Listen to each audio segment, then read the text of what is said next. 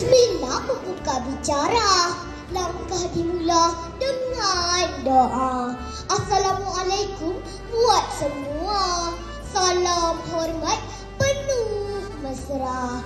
Yang mulia Tuan Pengerusi Majlis, kelompok pendidik bestari, secampak bunga mekar wangi buat barisan panel hakim yang arif lagi bijaksana. Segunung harapan buat hadirin yang dihormati sekalian.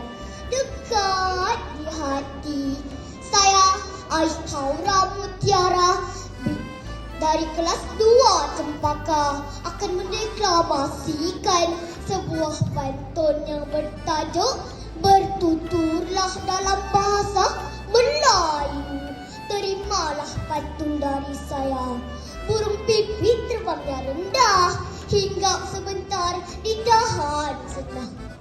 Bahasa Melayu, bahasa yang indah, terungkap kata 1000 makna.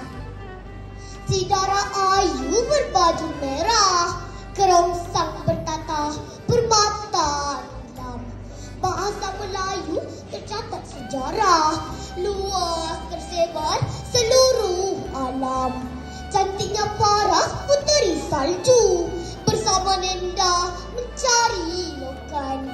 Jika negara ingin maju, bahasa ibunda jangan pinggirkan. Si gadis ayu bergelar ratu, umurnya muda masih belasan. Bahasa Melayu, bahasa penyatu, tercapai hasrat satu wawasan. Bunga mawar harum mewangi, disiram embun di pagi hari.